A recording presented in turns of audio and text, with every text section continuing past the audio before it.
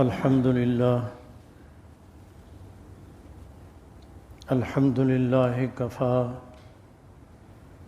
وسلام على عباده الذين اصطفى خصوصا على سيدنا وسيد الأنبياء عظيم الرجاء منبع الجود والعطاء شفيعنا إلى الله يوم الجزاء وعلى آله وأصحابه البررة التقى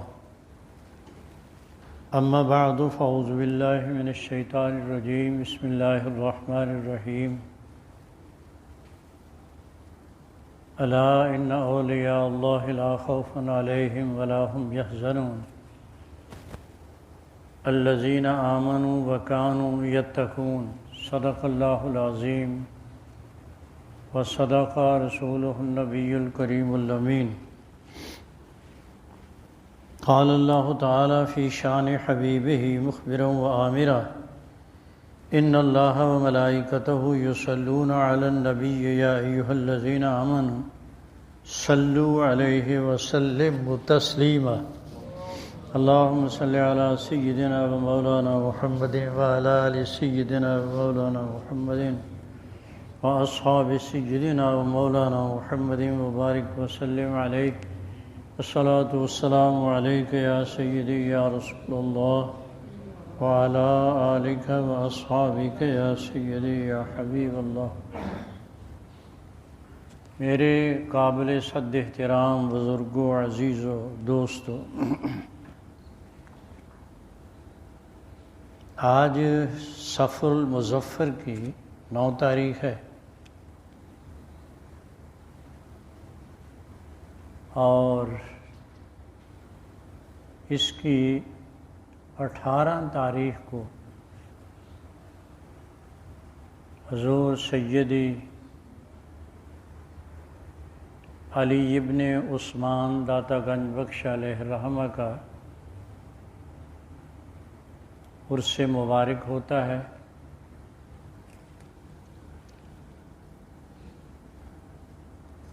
اور یہ 17، 18 اور 19 تک جاری و ساری رہتا ہے۔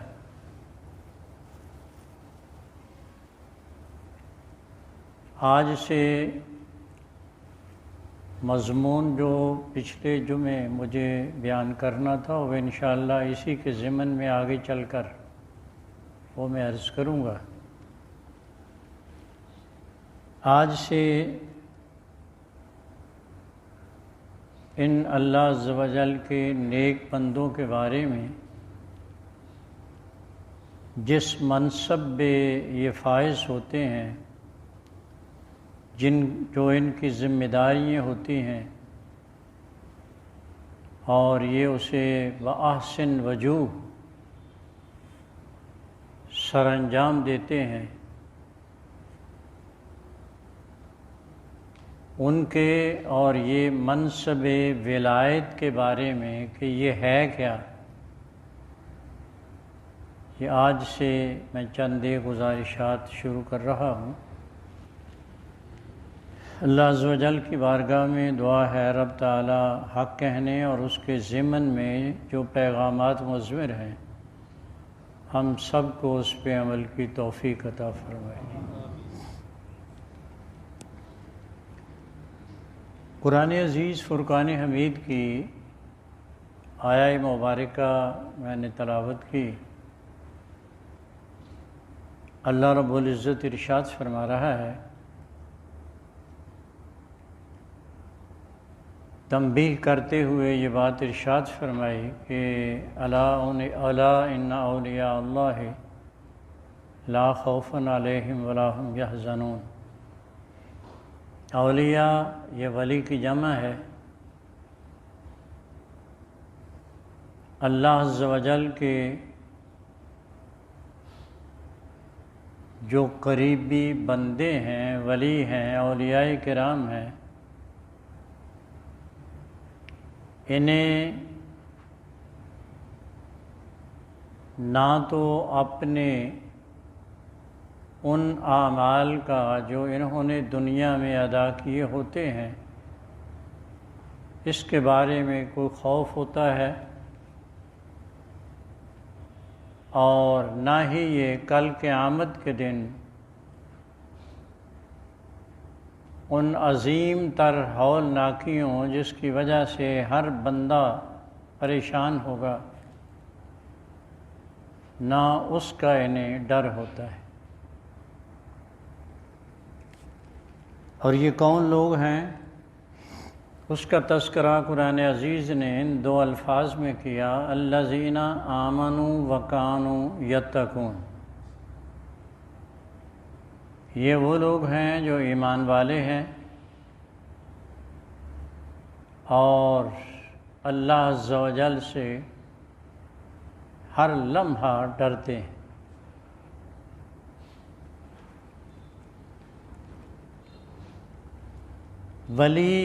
ولیٌ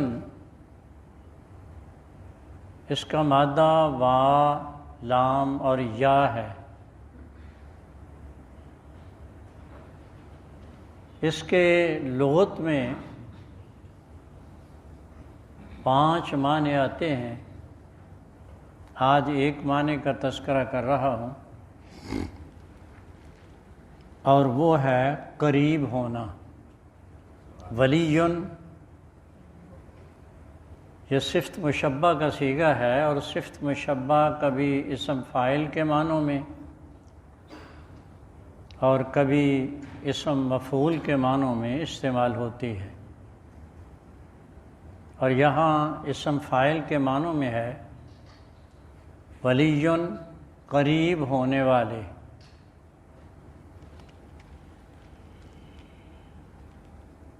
اب ذہن میں یہ ایک سوال ابھرتا ہے کہ یہ قریب ہونے والے ہیں کس کے؟ وہ کون سی شے ہے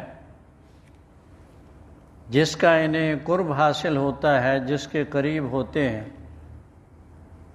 تو اس کا تذکرہ خود قرآن عزیز نے کیا، اولیاء اللہ، انہیں جو قرب حاصل ہوتا ہے وہ ذات باری کا ہے، اللہ عز و جل کا قرب۔ اور یہ بات آپ نے ذہن میں رکھنی ہے کہ یہ قرب خداوندی قرب ذات خداوندی نہیں ہے، بلکہ قرب صفات خداوندی ہے۔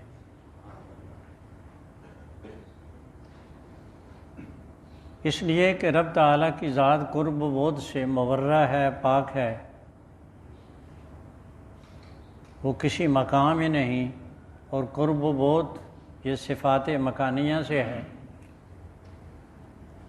اس لیے اس کا معنی تمام مفسرین بھی، اہل کلام بھی یہی کرتے ہیں کہ صفات خداوندی کے قریب ہونے والے۔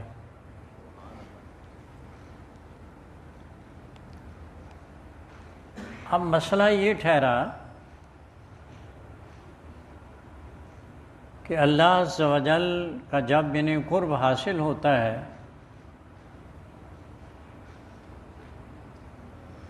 تو اللہ عز و جل کی صفات کا، ذات کا کوئی تعین تو کرنا پڑے گا۔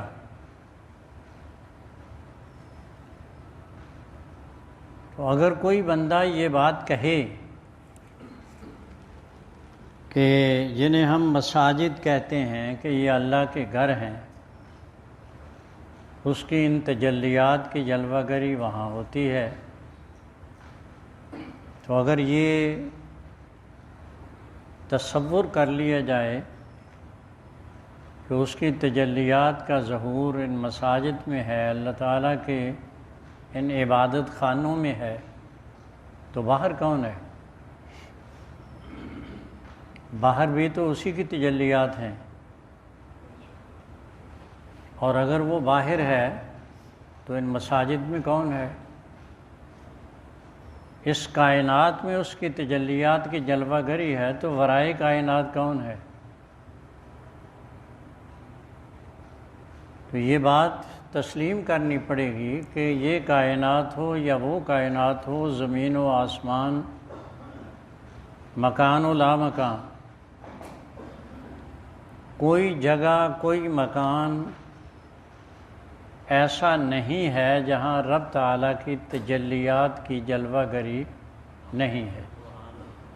ہر جگہ وہی جلوہ گر ہے۔ اب جب یہ بات طے ہو گئی کہ جنہیں ہم اولیاء کرام کا نام دیتے ہیں، ولی کہتے ہیں، اور ولی کا معنی قریب ہونا کرتے ہیں، اور کس کے؟ رب تعالیٰ کے قریب ہونا، اس کی صفات کے قریب ہونا، اور اس کی تجلیات تو ہر جگہ ہیں، ہر مقام پہ ہیں۔ یہ کائنات وہ کائنات، زمین آسمان، ہر جگہ پہ اسی کی جلوہ گری ہے۔ تو یہ یقیناً ماننا پڑے گا کہ پھر جہاں اس کی تجلی، اس کی ذات کی تجلیات، اس کی صفات کی تجلیات کی جلوہ گری ہے، وہاں ان اللہ کے نیک بندے جنہیں ہم ولی کہتے ہیں، وہیں پہ انہی کو اس کا قرب حاصل ہے۔ جہاں جہاں اس کی تجلیات ہیں وہیں وہیں یہ جلوہ گر ہیں، اور کائنات کا کوئی ذرہ اس کی تجلیات سے خالی نہیں۔ تو نتیجہ یہ نکلے گا کہ کائنات کا کوئی ذرہ ایسا نہیں ہے کہ جہاں ہم یہ بات کہہ سکیں کہ ان احباب کی جلوہ گری نہیں ہے۔ رب تعالیٰ کی ذات و صفات سے ایک لمحہ کے لیے بھی ان کی علیحدگی، جدائی، دوری نہیں ہوتی۔ اب اگر یہ بات سمجھ میں آ جائے تو وہ تمام مسائل جس میں کئی لوگ مسلمانوں کو الجھانے کی کوشش کرتے ہیں، وہ ان کی خود بخود سمجھ میں آ جائیں۔ اب اللہ کریم جل مجدہ کی ذات کے لیے قرب و بعد کوئی شے نہیں، وہ تو قرب و بعد کا پیدا کرنے والا ہے۔ لا یخفی علیہ شیء فی الارض ولا فی السماء، اللہ تعالیٰ کی ذات سے نہ زمین میں نہ آسمان میں کہیں بھی ایک ذرہ بھی مخفی نہیں ہے۔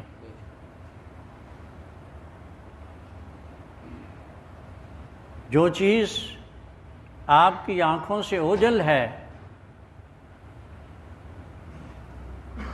آپ کو کوئی معلوم نہیں کہ یہ کہاں ہے، کیا ہے، کیسے ہے، کب سے ہے، کیف کیا ہے، اس کی پیدائش کب تھی، فنا کب ہوگی، یہ چیزیں جو آپ سے مخفی ہیں، ذات باری ازلاً ابداً ہمیشہ سے وہ جانتا ہے۔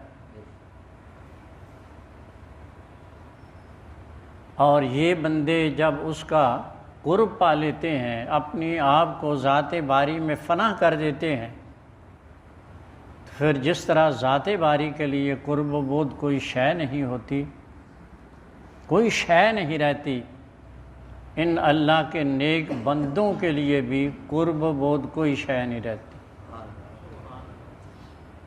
یہ ایک مقام پہ بیٹھے ہوتے ہیں اور کائنات کے ہر ذرے کا مشاہدہ کر رہے ہوتے ہیں، یہ دیکھ رہے ہوتے ہیں کہ اس کائنات میں کس جگہ پہ کیا ہو رہا ہے۔ آنے واحد کے اندر اگر کہیں سے کہیں جانا چاہیں، کسی شے کو طلب کرنا چاہیں کسی چاہنے والے کی مدد کے لیے جانا چاہیں تو ان کے لیے قرب و بعد کوئی شے نہیں ہوتی۔ میں قرآن عزیز سے آپ کے لیے اور احادیث طیبات سے ایک تو مثالیں عرض کر دیتا ہوں تاکہ یہ بات سمجھ میں آ جائے۔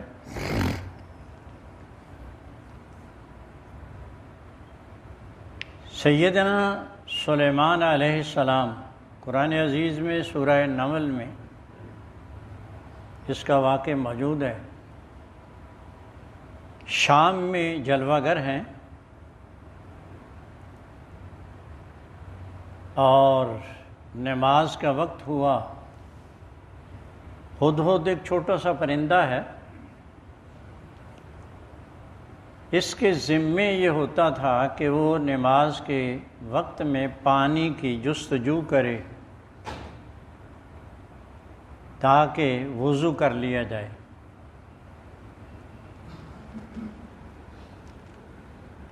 اسے نہ پایا تو آپ نے ایک قسم کھا لی کہ لَأَذْبَحَنَّهُ أَوْ لَيَأْتِيَنِّي بِسُلْطَانٍ مُبِينٍ، یا تو کوئی عذر بیان کرے پھر چھوڑ دوں گا ورنہ اسے ذبح کر دوں گا۔ یہ بات ابھی ہو ہی رہی تھی کہ وہ بھی آ گیا، پرندہ بھی حاضر ہوا۔ اس نے یہ بات کہی کہ یہ تو بِسَبَإٍ بِنَبَإٍ عَظِيمٍ، میں یمن کے علاقے سبا سے ایک ایسی خبر لایا ہوں جو چونکا دینے والی ہے، اور وہ یہ ہے کہ وہاں ایک ملکہ بادشاہ ہے، خاتون بادشاہ ہے،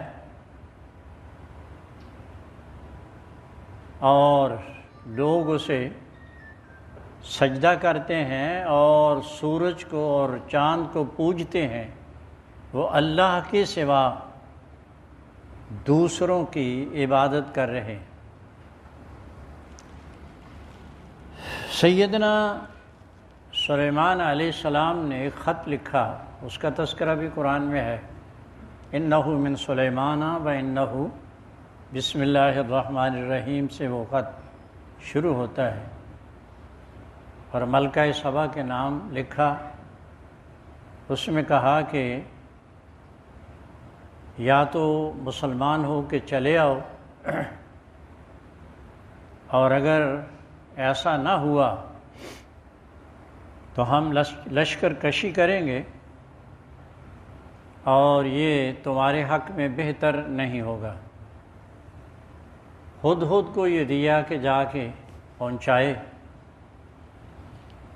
جہاں ملکہ سبا اس وقت موجود تھی اس کے سامنے جا کے خط پھینک دیا، پڑھا گیا۔ کابینہ کے ممبروں کو بلا لیا گیا، یہ صورتحال ہے، بتاؤ۔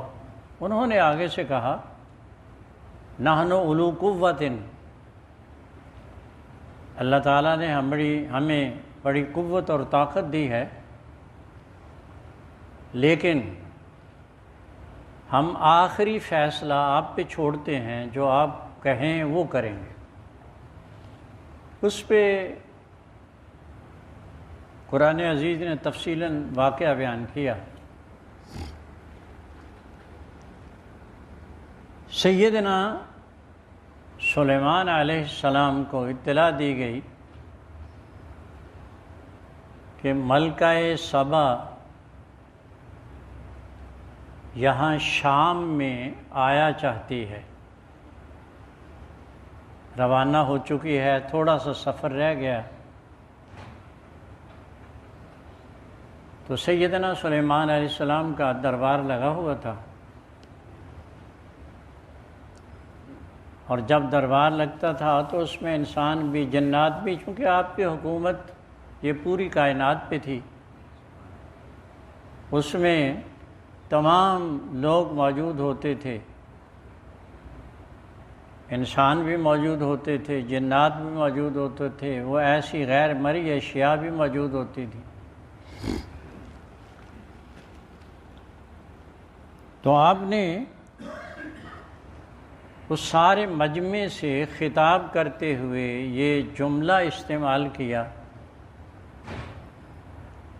کہ ابھی اطلاع ملی ہے ملکہ سبا آیا چاہتی ہے، اس کا ایک تخت ہے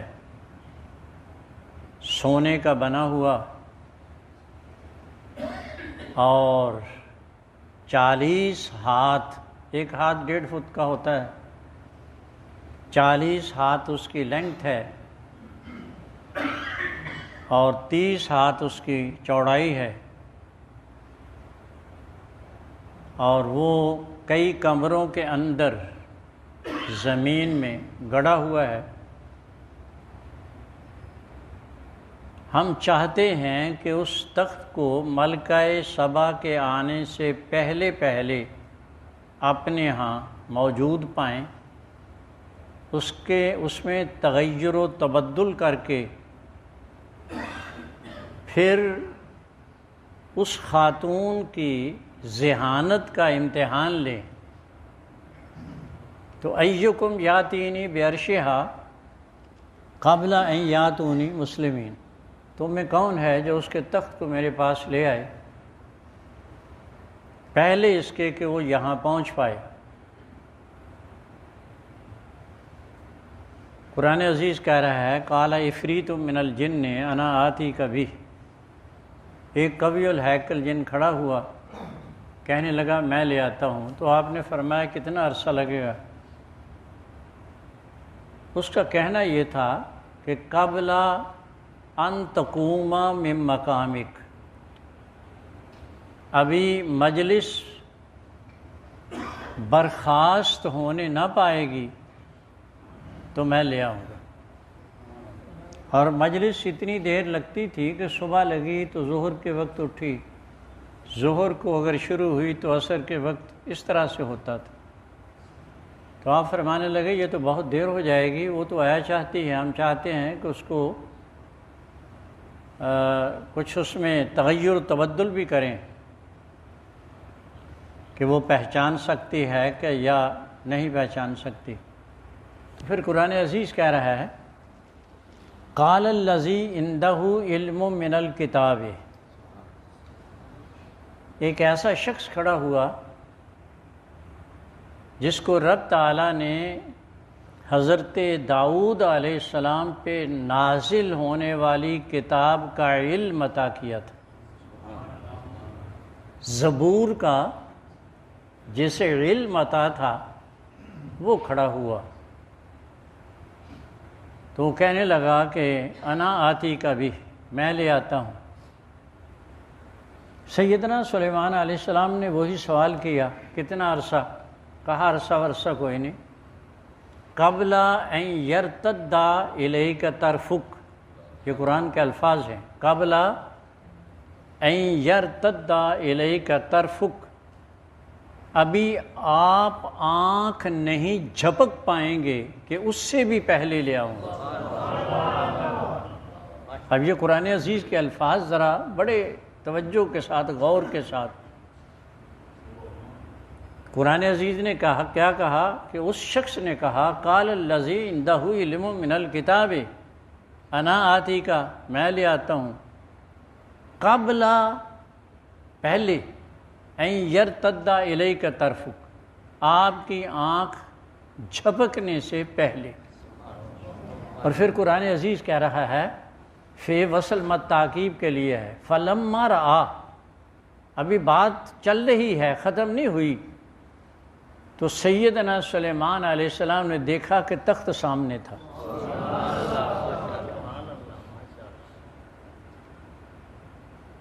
اب ملک شام کہاں، یمن کہاں،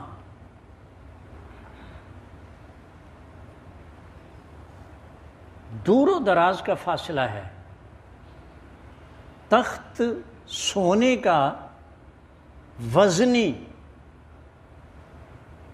اور کئی کمروں کے اندر، کمرہ در کمرہ در کمرہ، اس کے اندر جہاں بڑا ہال تھا وہاں وہ تخت رکھا ہے۔ اب جس کا معنی یہ بنتا ہے کہ وہ شخص جس کو اللہ عز و جل نے کتاب اللہ کا علم عطا کیا تھا، اس کی نگاہ سے وہ تخت اوجل نہیں تھا، وہ دیکھ رہا تھا کہاں رکھا ہے، دیکھ رہا تھا کتنا فاصلہ ہے، یہ بھی جانتا تھا اس کا وزن کتنا ہے، اور یہ بھی جانتا تھا اسے لانا کیسے ہے۔ اب اس کا تذکرہ صرف قرآن نے اس لفظ میں سارا سمو دیا، قبل ان یرتد الیک طرفک، آپ کی آنکھ جھپکنے سے پہلے، اور پھر وہ موجود تھا، جس کا معنی یہ بنتا ہے کہ یہ اللہ عز و جل کے نیک بندے، انہیں خالق کائنات نے جب رب کائنات کے یہ قرب پا لیتے ہیں، اس کی صفات میں، اس کی ذات میں اپنے آپ کو فنا کر دیتے ہیں، تو جیسے اس ذات سے قرب و بود کوئی شے نہیں ہوتی، ایسے ہی پھر ان اللہ کے نیک بندوں سے قرب و بود کوئی شے نہیں ہوتی۔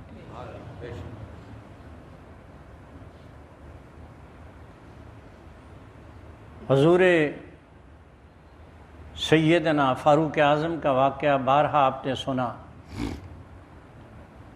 ممبر پہ بیٹھے تھے اور 300 میل کے فاصلے پہ مقام نہاوند میں مسلمانوں کی فوج کا ایک دستہ لڑ رہا تھا، کافروں نے گھیرا ڈال لیا، اور صحابہ کہتے ہیں کہ اچانک ہم نے یہ فاروق اعظم کی زبان سے لفظ سنے،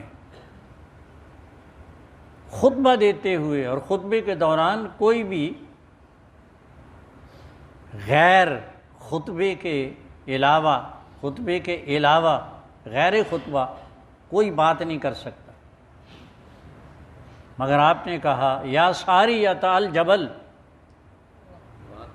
صحابہ کہتے ہیں ہم الفاظ سن رہے تھے اور حیران ہوئے، بات سمجھ میں نہ آئی، اور نہ وہ وقت ایسا تھا کہ اس میں کوئی پوچھ بھی نہیں سکتا تھا۔ چند دن گزرے تو حضرت ساریہ رضی اللہ تعالیٰ عنہ اپنے لشکر سمیت مدینہ طیبہ تشریف لے آئے۔ پوچھا گیا، کہا جنگ لڑ رہے تھے، کافروں نے گھیرا ڈال لیا، اچانک فضا سے فاروق اعظم کی آواز سنی کہ ساریہ پہاڑ کے دامن میں چلے آؤ، اور ہم نے وہ پوزیشن اختیار کی، جنگ ہوئی اور اللہ تعالیٰ نے ہمیں کامیابی سے نوازا۔ خطبہ دے رہے ہیں، ممبر پہ بیٹھے ہوئے ہیں، لیکن کسی چاہنے والے کو اپنی نگاہ سے اوجھل نہیں ہونے دیتے۔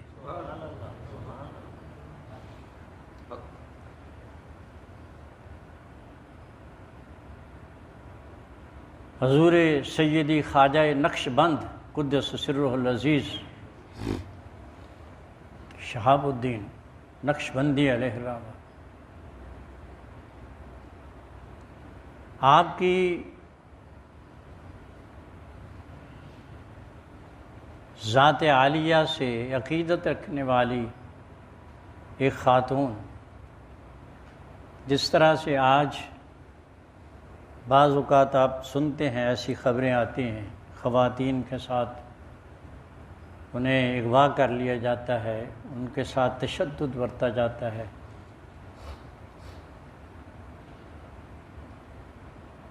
اس کو کہیں اغوا کر لیا گیا، مکان میں بند کر دیا،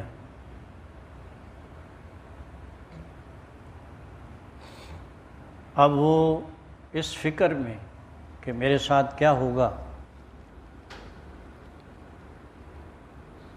اور بچنے کے لیے، عزت بچانے کے لیے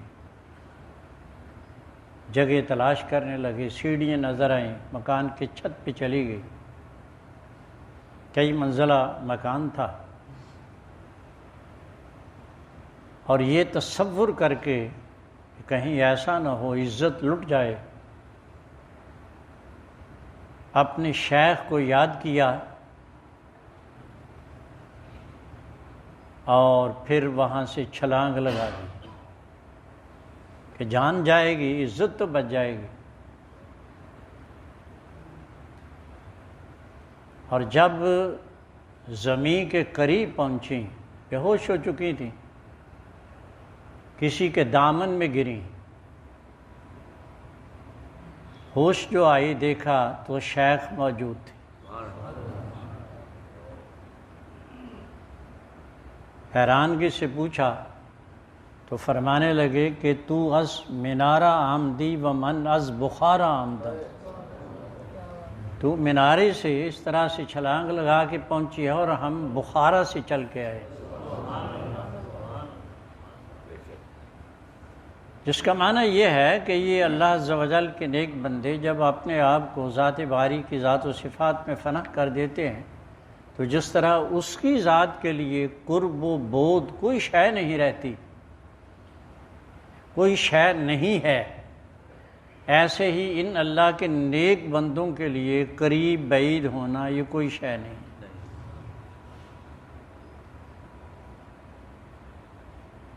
تو یہ ولی کا اگر لغوی معنی آپ صرف لغوی معنی دیکھ لیں کہ ولی کا معنی قریب ہے، تو انہیں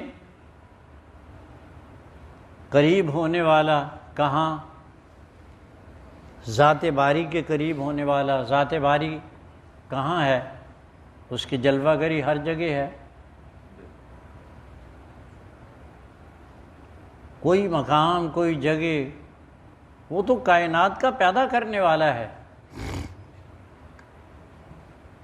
اسی طرح سے پھر جو اس کی صفات میں فنا ہو جاتے ہیں، انہیں جو فنا ہو جائے، فنا فی اللہ بقا باللہ پا لیتا ہے،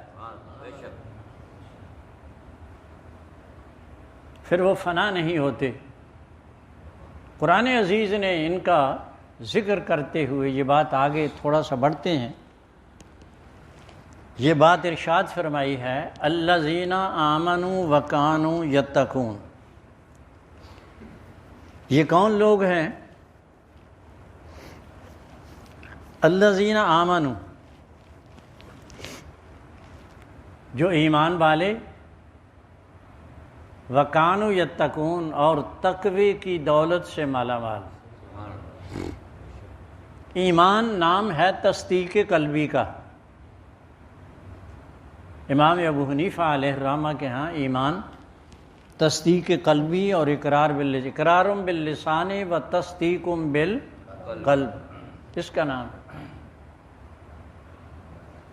اور تصدیق قلبی، تصدیق جو ہے یہ علم کی قسم ہے۔ یہ حضرات جو علوم منطق کے پڑھنے والے ہیں وہ کہتے ہیں علم کی دو قسمیں ہیں، ایک تصور ہے ایک تصدیق ہے۔ تو تصدیق علم کی قسم ہے، اور قسم میں مقسم پایا جاتا ہے، جس کا معنی یہ بنتا ہے کہ الذین آمنوا،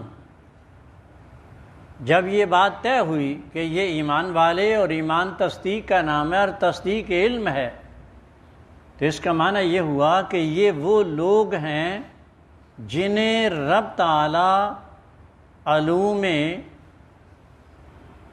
علمیہ سے، علوم شرعیہ سے ایسا مالا مال کرتا ہے کہ وہ رب کریم جل مجدہ کی نہ صرف یہ کہ ان علوم سے جو اس سے متعلق ہیں اس سے باہرور ہوتے ہیں، بلکہ رب کریم جل مجدہ کی صفات کی وہ انہیں معرفت حاصل ہو جاتی ہے کہ پھر ان پہ کوئی چیز وقفی نہیں رہتی۔ تو گویا الذین آمنوا سے یہ علوم علمیہ، قوت علمیہ حاصل، اور یتقون یہ تقوی اس کا تعلق عمل سے ہے، اس کا معنی ہے کہ وہ قوت علمیہ سے بھی مالا مال ہوتے ہیں اور قوت عملیہ سے بھی مالا مال ہوتے ہیں۔ علم و عمل یہ ان کا وتیرہ ہوتا ہے۔ ایسا کبھی نہیں ہوتا کہ کوئی ایسا شخص جو بغیر علوم دینیہ کے حصول کے اس منزل پہ فائز ہو جائے، یہ کبھی نہیں ہوتا۔ متخذ اللہ ولیا جاہلا لو اتخذہ علمہ، اللہ تعالیٰ کبھی بھی کسی ایسے بندے کو جو علوم سے بہرہور نہیں ہوتا اسے کبھی اپنا قرب عطا نہیں کرتا، اور جسے اپنا قریب بنانا چاہتا ہے اور علم اس نے نہیں سیکھا ہوتا تو رب تعالیٰ اسے پہلے علوم سے اس کا سینے کو روشن کر دیتا ہے اور پھر اسے قرب عطا کرتا ہے۔ میں اس کی ایک مثال آپ کو دوں تاکہ یہ بات آپ کی سمجھ میں آ جائے کہ یہ کیا بات کر دی۔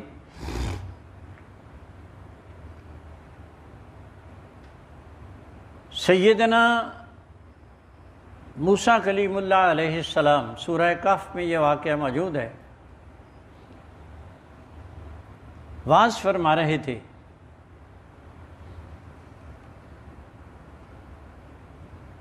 کسی شخص نے کھڑا ہو کے پوچھ لیا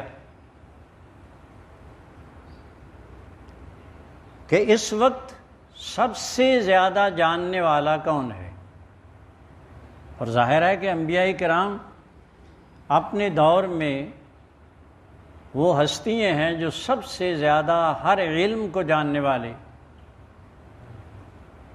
تو آپ نے تذکرہ کیا کہ اس وقت میں ہی جاننے والا ہوں، اس پہ گرفت ہو گئی۔ اللہ عز و جل کا ارشاد ہوا ہے موسیٰ علیہ السلام، تو ہمیں چاہیے تھا کہ علم کو جب پوچھا گیا تھا تو ہماری طرف نسبت کرتے۔ پوچھنے والے نے تو یہ پوچھا ہی نہیں تھا کہ رب تعالیٰ سے مقابلہ ہو، بدوں سے پوچھ رہا تھا کہ اس وقت جو مخلوق ہے اس میں سب سے زیادہ جاننے والا کون ہے، اور وہ آپ نے وہ جواب ٹھیک دیا تھا۔ لیکن جن کا قرب زیادہ ہوتا ہے وہاں گرفت بھی جلدی ہوتی ہے۔ اب سیدنا موسیٰ علیہ السلام سے یہ بات رب کریم کی ارشاد ہوئی کہ ہمارا ایک ایسا بندہ ہے جنہیں ہم نے وہ علم عطا کیا ہے جو آپ کو حاصل نہیں۔ تو شوق پیدا ہوا کہ ہم دیکھیں وہ کون سا علم ہے۔ مولا کریم اس کی کس طرح سے وہاں پہنچیں گے، کہاں وہ رہتا ہے، کیسے پہنچیں گے؟ کہا ایک مچھلی لے لو، اسے تل لو، اپنے ٹفن میں ڈال لو۔ جب یہ مچھلی زندہ ہو کے پانی میں راستہ بناتی ہوئی چلی جائے تو اس راستے پہ چل دینا۔ جب انتہا کو پہنچے گے تو وہ بندہ ہمارا، وہ بندہ آپ کو وہاں ملے گا۔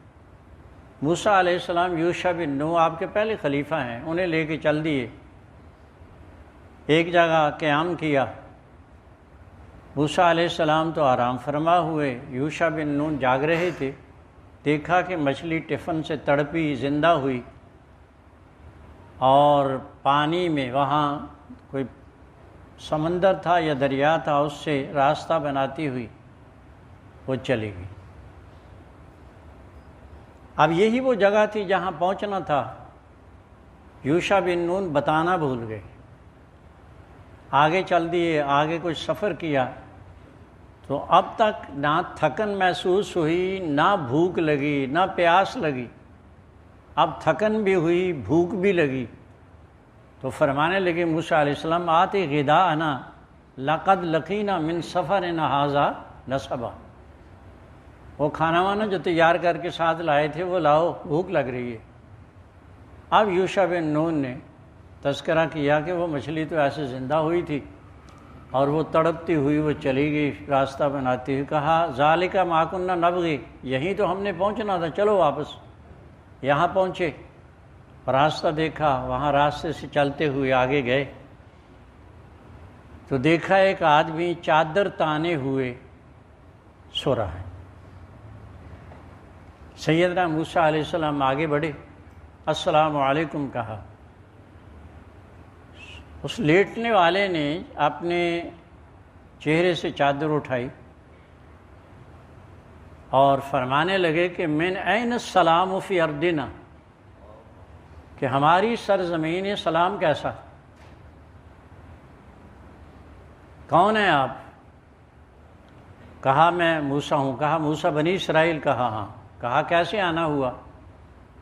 وجہ بیان کی کہ میں ایسے علم سیکھنے کے لیے آیا ہوں، مجھے بتایا گیا ہے کہ آپ ایک ایسے علم پہ ہیں جو مجھے حاصل نہیں، مجھے اب یہ بندہ حضرت خضر علیہ السلام تھے۔ اب یہ کہنے لگے کہ حضرت جی جو علم اللہ عز و جل نے مجھے عطا کیا ہے وہ آپ کو حاصل نہیں، اور جس علم سے آپ آشنا ہیں وہ مجھے پتہ نہیں۔ کہا میں معلوم کرنا چاہتا ہوں۔ کہا لن تستطیع معی صبرا، آپ میرے ساتھ چل نہیں سکیں گے۔ کہا کوشش کروں گا۔ کہا ایک شرط ہے کہ جو مجھ سے کام صادر ہو وہ جب تک میں خود نہ بتا دوں تم نے پوچھنا نہیں ہے۔ کہنے لگے ٹھیک ہے۔ آگے دریا کو عبور کرنا تھا، ایک کشتی آ رہی تھی، انتظار کیا، پہنچی۔ وہ کشتی کا جو ناخدا تھا، ملاح تھا، اس نے پہچانا حضرت خضر ہے، ساتھ بندہ ہے ایک۔ تو کہا آئیے بیٹھ جائیں، بیٹھ گئے، سوار ہو گئے۔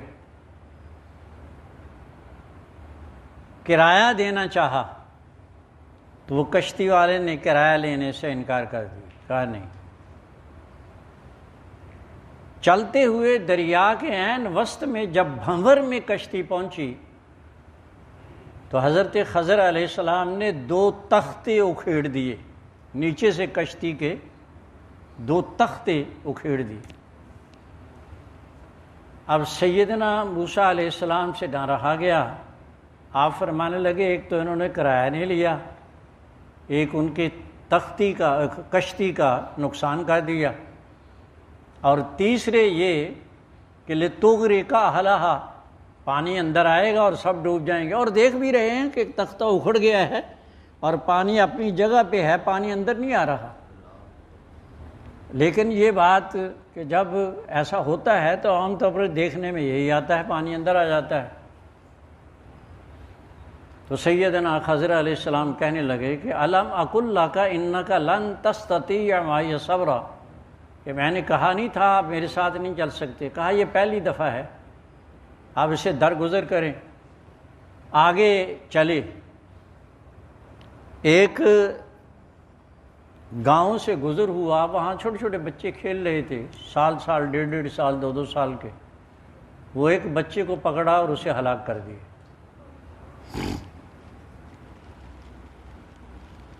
سیدنا موسیٰ علیہ السلام فرمانے لگے اقتلت نفسا زکیۃ بغیر نفس لقد جئت شیئا نکرا، ایک ایسا کاکا بچہ جو ابھی مکلف احکام شرع تھا ہی نہیں، اس کو مار دیا تم نے، یہ تو بہت برا کیا ہے، پہلے سے بھی زیادہ برا۔ اس پہ بھی حضرت خضر علیہ السلام کہنے لگے الم اقل انک لن تستطیع معی صبرا، میں نے کہا نہیں تھا آپ میرے ساتھ نہیں چل سکتے۔ اچھا چلو ٹھیک ہے، یہ 2 ہو گئے، اب تیسری مرتبہ اگر ایسا ہو جائے تو پھر بے شک ساتھ نہ لینا۔ تیسری جگہ گئے تو ایک دیوار گر رہی تھی، مکان تھا کسی کا، دیوار گر رہی تھی۔ اس زمانے میں کوئی کسی کے ہاں مہمان چلا جاتا تو گاؤں والوں کی ذمہ داری ہو جاتی تھی کہ اس کی مہمانی کریں، فرض تھا، فرض۔ سیدنا خضر علیہ السلام نے گاؤں والوں سے کہا دیکھو ہم تمہارے مہمان ہیں، ہمیں کھانا کھلاؤ۔ اب وہ بڑے کرخت لہجے میں پیش آئے۔ یہ حضرات دونوں ایک جگہ بیٹھ کے وہ دیکھا کہ وہ دیوار گر رہی ہے، تو حضرت خضر علیہ السلام موسیٰ علیہ السلام سے کہنے لگے آئیں ذرا ان کی دیوار سیدھی کر دیں۔ سیدنا موسیٰ علیہ السلام فرمانے لگے، ایک تو انہوں نے ہمیں جو ان کا فریضہ تھا وہ ادا نہیں کیا، کھانا نہیں کھلایا، اور دوسرے حضرت خضر علیہ السلام آگے بڑھے، ایسے ہاتھ لگایا اور دیوار سیدھی کر دی۔ تو فرمانے لگے ایک تو انہوں نے کھانا نہیں کھلایا، اور ایک آپ نے مفت میں ان کی دیوار سیدھی کر دی۔ تو آپ فرمانے لگے ھذا فراق بینی و بین، یہ تیسری مرتبہ تھی۔ اب سیدنا خضر علیہ السلام اس واقعے کا بیان کرتے ہیں۔ وہ کشتی جو اس کا مالک تھا وہ یتیم بچے تھے، اور انہوں نے اس ملاح کو کرائے پہ دے رکھی تھی، اور اسی پہ ان یتیم بچوں کا گزرے اوقات تھا۔ ایک بادشاہ آ رہا تھا، وقت کا بادشاہ آ رہا تھا، جو اچھی کشتی ملتی اس پہ قبضہ کر لیتا، غصب کر لیتا، اور اگر وہ اس اچھی حالت میں اس کشتی کو دیکھ لیتا تو ضبط کر لیتا، اور یہ بیچارے بھوکے مر جاتے۔ اب میں نے تختے اکھیڑ دیے، 2 کیل ہے، لگا لیں گے، لیکن کشتی اس کی دسترس سے بچ جائے گی، اور ان کی گزرے اوقات چلتی رہے گی۔ یہ کاکا جو تھا، اس کے والدین انتہائی نیک صالح، اور یہ بچہ اگر بڑا ہوتا تو یہ اعلیٰ درجے کا وہ بنتا، بدماش ہوتا، قاتل بنتا، بدکار بنتا۔ اب میں نے اسے مار دیا، رب تعالیٰ اس کے عوض میں اس کے والدین کو ایک بیٹی عطا کرے گا، اور وہ بیٹی نسلاً بعد نسلاً اس سے 40 انبیاء پیدا ہوں گے۔ اور یہ جو دیوار ہے اس کے نیچے ان یتیموں کا ایک خزانہ تھا، گر جاتا تو دیکھا یہ لوگ ایسے ہیں، انہوں نے ہماری مہمانی نہیں کی جو فرض تھی، تو ان کا خزانہ چھوڑتے، وہ لوٹ کے لے جاتے۔ میں نے دیوار سیدھی کی ہے، جب وہ جوان ہوں گے اس وقت تک دیوار قائم رہے گی، پھر دیوار گرے گی تو وہ خزانہ اپنا حاصل کر لیں گے۔ اور پھر یہ کہا ما فعلتہ عن امری، میں نے یہ مرضی سے نہیں کیا بلکہ میرے رب کا حکم تھا جو میں نے کیا ہے۔ یہ وہ علوم ہیں جو کسی پہ بعض اوقات کوئی ظاہر نہیں کرتا، لیکن جب ضرورت پیش آتی ہے تو انہیں کام میں لاتے ہیں۔ باقی باتیں انشاءاللہ بہت ٹائم ہو گیا، وہ اگلے جمعے میں عرض کروں گا۔ دعا کیجئے جو باتیں میں نے عرض کی ہیں رب تعالیٰ اسے قبول فرما لے، اور اپنے محبوب مکرم کے صدقے سے ان نیک بندوں کی خاک کو، دھول کو ہمیں اپنی آنکھوں کا سرما بنانے کی توفیق عطا فرمائے۔ ان نیک بندوں کے صدقے سے رب تعالی ہمارے گناہوں کی مغفرت فرما دے، اور ہماری اس مملکت خداداد پاکستان کو جو اس وقت یہاں کے باسی پریشانیوں میں مبتلا ہیں، رب تعالیٰ ان وباؤں کو ہم سے ٹال دے۔ اے اللہ جو بیمار ہیں انہیں شفا عطا فرما، جو پریشان حال ہیں ان کی پریشانیوں کو دور فرما۔ ربنا تقبل منا انک انت السمیع العلیم، وصلی اللہ علی حبیبہ الکریم برحمتہ۔